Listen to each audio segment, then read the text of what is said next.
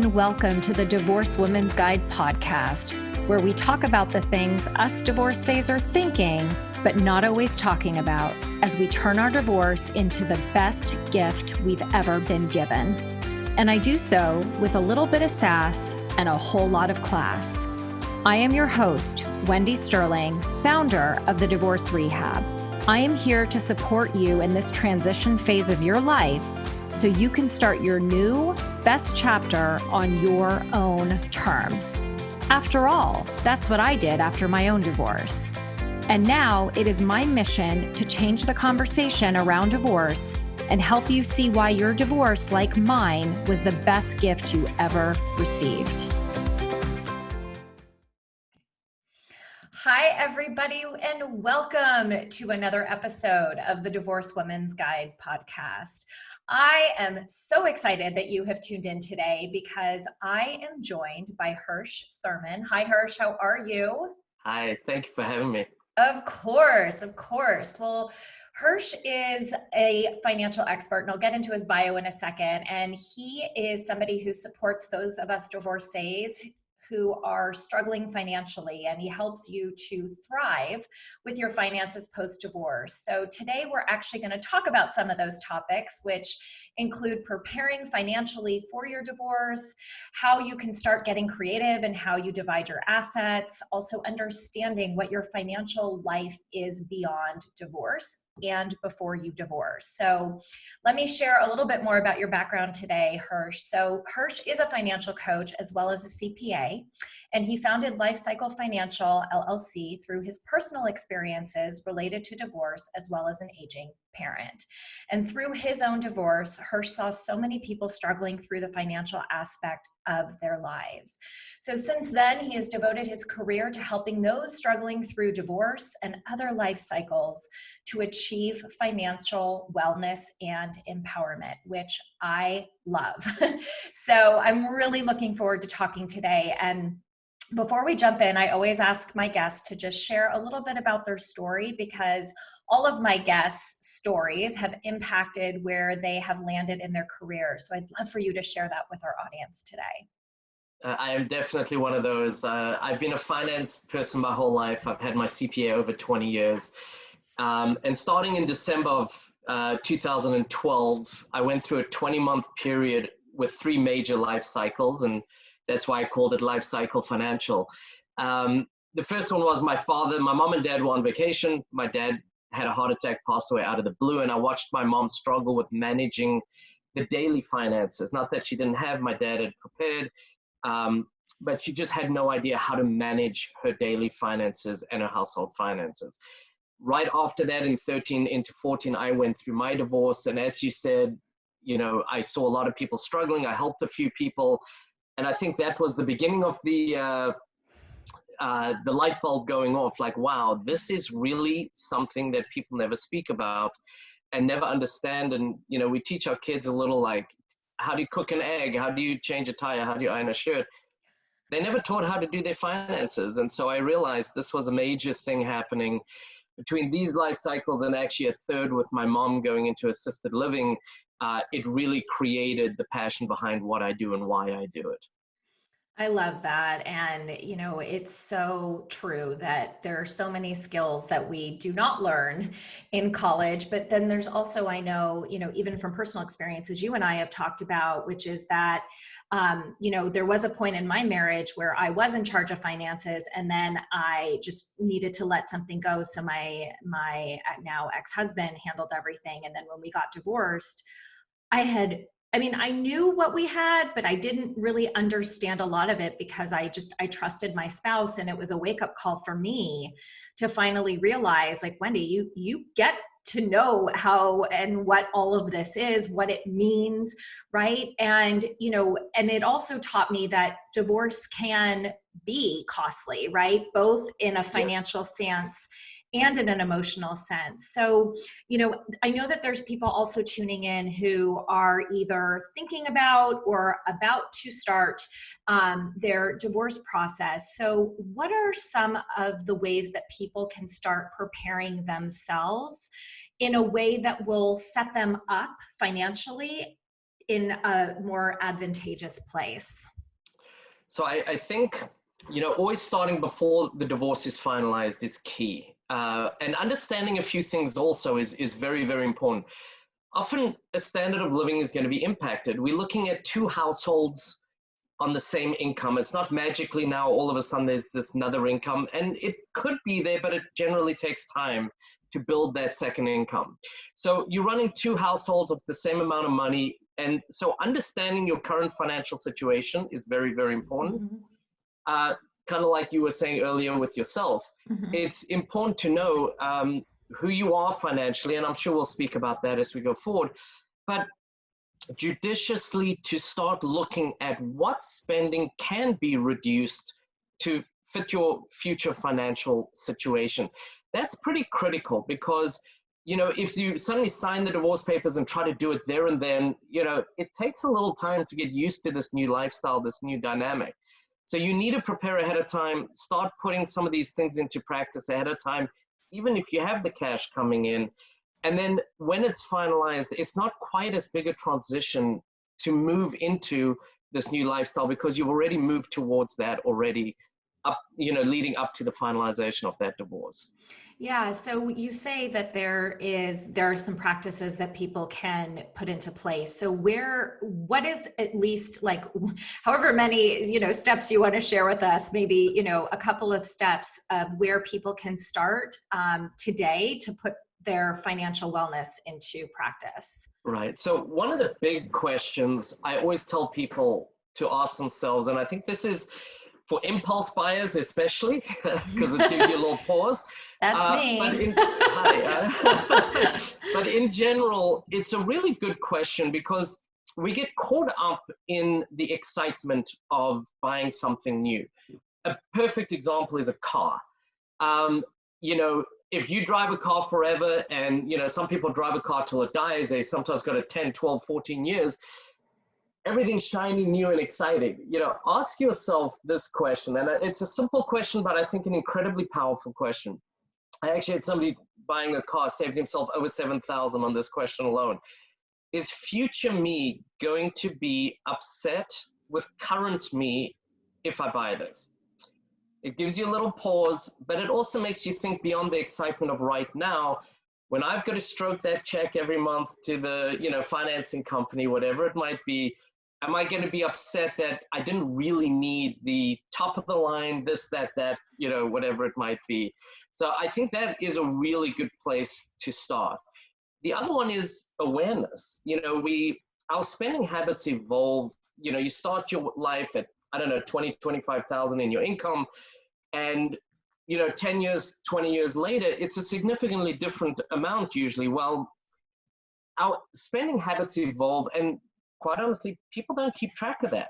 They can tell you their history of their income. I started at this, I got a raise to that, but they don't watch their spending side of it or the debt that they accumulate.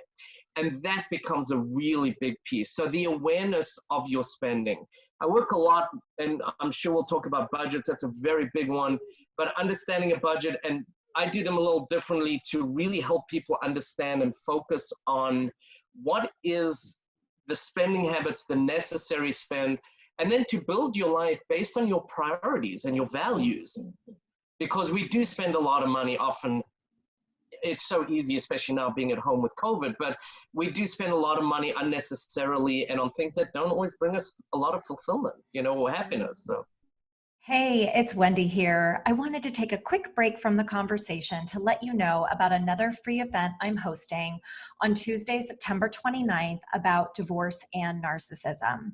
If you're somebody who is divorcing a narcissist or someone with narcissistic characteristics, this is something you don't want to miss.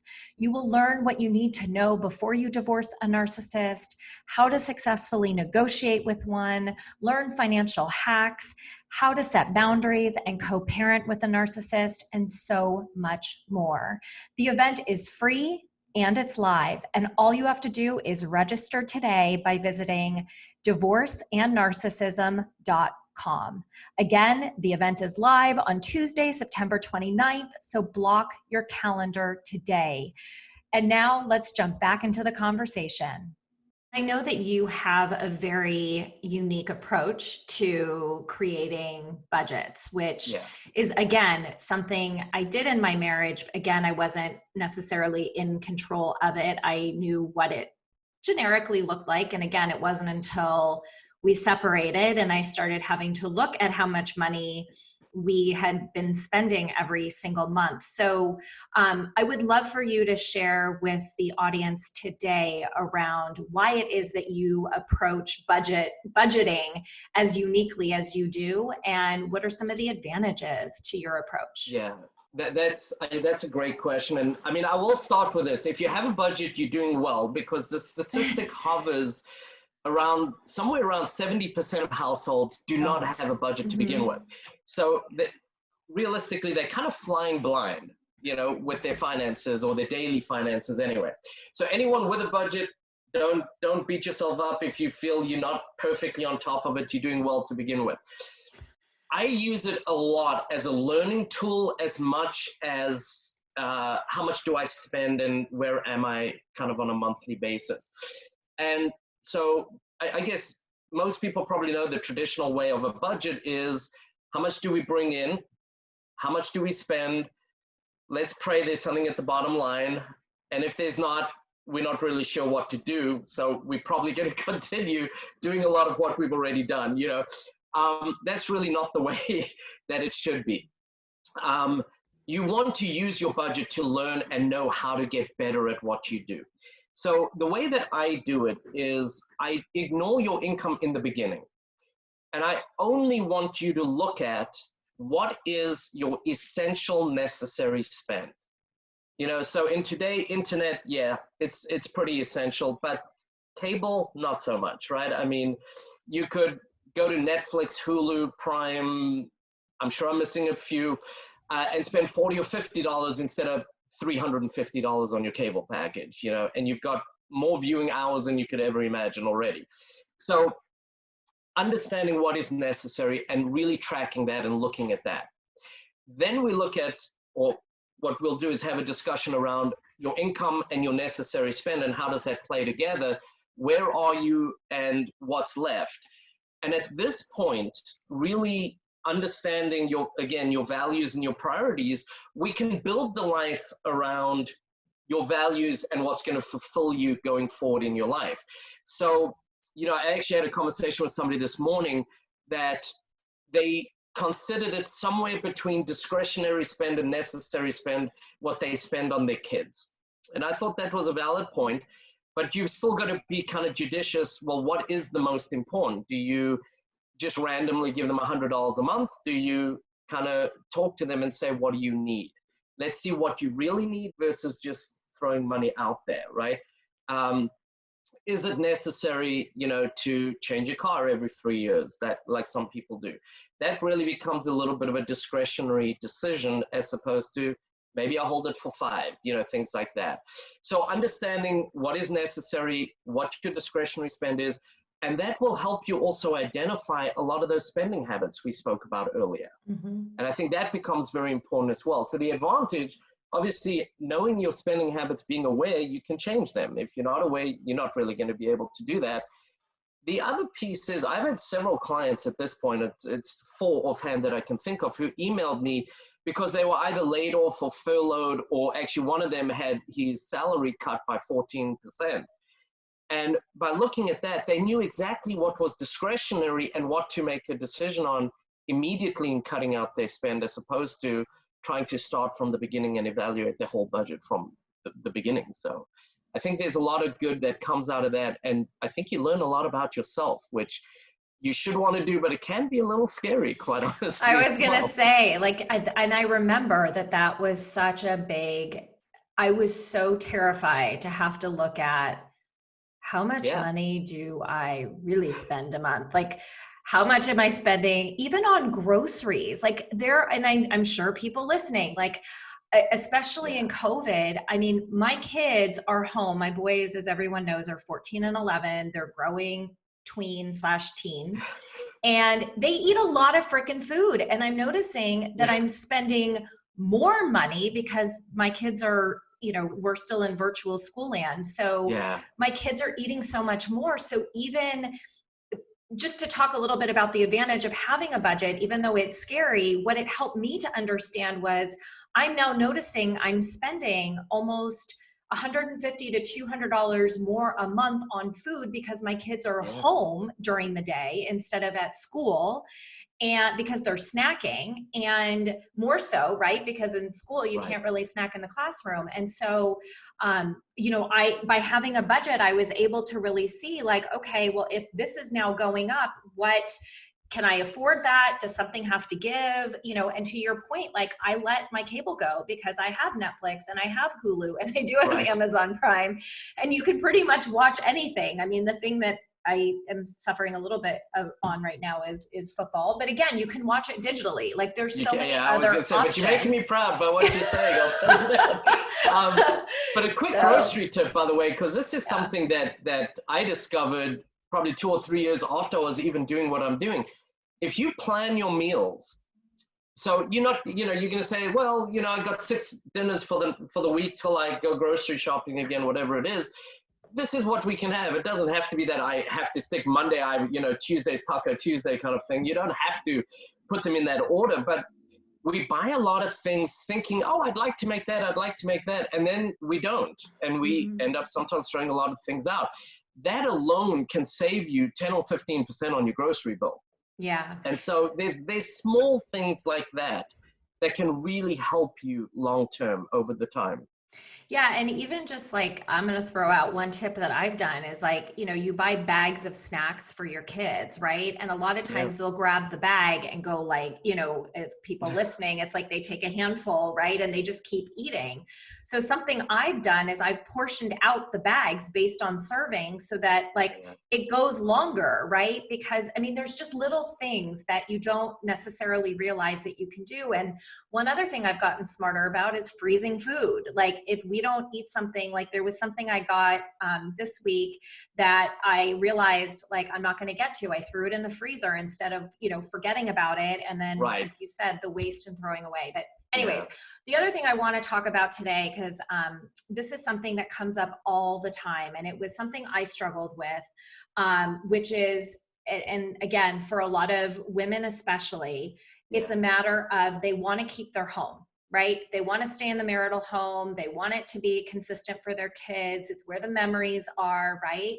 So a lot of us are in a place where we want to keep it, but it isn't Right. always necessarily the best idea when you're looking at finances, because houses are very expensive. So can you talk a little bit with our audience today around what are some things for people to think about as they're evaluating whether or not to keep their marital home? Yeah, this is a huge topic, and I'm very, very glad it came up.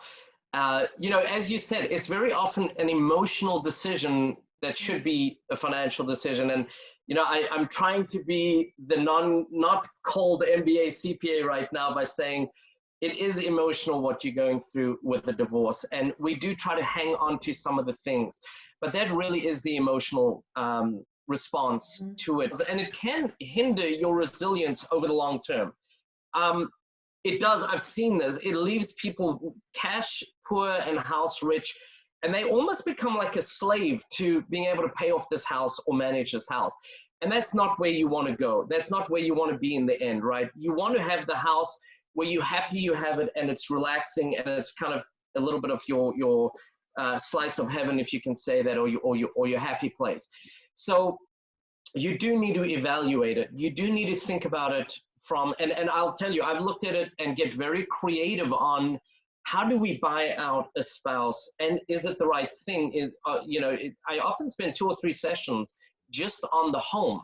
But a couple thoughts around this is maybe you can afford it, but even then, it doesn't make it the best financial decision or decision in general.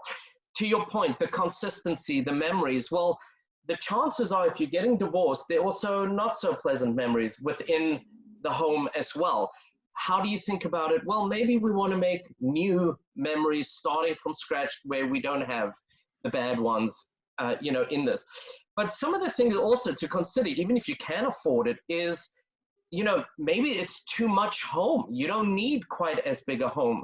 Or, in my case, two of my kids were leaving within 2 or 3 years of the divorce. So again, did I need quite as big a home starting off? Maybe a little bit, but my kids were leaving. I didn't need a huge home. It was something that we thought about. The other thing to think about is, what do you have to give up to keep that home? And I think that comes back to understanding your priorities, because you may have to give up things you really want to keep the home. Now you need to have that balance. Well, I can afford it, but do I want the home more than I want all these other things? So I think these are all things that come into it. And sometimes people come in to speak to me and they want to keep the home, and sometimes they want to know, how do I get the most out of my spouse, by selling it? And I just want to share one story here. Mm-hmm. I had a client who came in, and the email that she sent me was, hey, when's the best time for me to get bought out? And I was like, okay, well, I got to look at the larger picture. I can't just look at the home. It ended up, what I suggested was, because they only had 32 months left when they filed, they only had 32 months left on the mortgage. They had about 18 months left by the time they were going to finalize everything. 18 months later, the rate was, the monthly cost was going to drop to about $1,400. She had a 3-bedroom, 2-bath home. She wasn't going to find anything for $1,500. And it was a wonderful thing to be able to do. Drop that from $2,800 to $1,500. So what we negotiated was, instead of her buying him out, she said, 2 years from now, you can drop your mortgage, your maintenance payment, your alimony, the maintenance, by $1,000 a month. And he was ecstatic, because he thought he was getting this win. I don't have to pay an extra $12,000 a year, right? Well, what he hadn't worked out was, she had a $1,400 payment going away in the principal and interest. So she was still $400 ahead in her cash flow. He thought he was getting a win, and she was now living in a nice home, $1,500 a month. Yeah. So you can get really creative in all of this. But again, be flexible, because she thought, I'm going to get bought out, I'm cool with that, and it worked out to be best. More often than not, it's not the better way to go. More often than not, it's people that cannot afford it, or it's too much home, realistically. So just be flexible as well.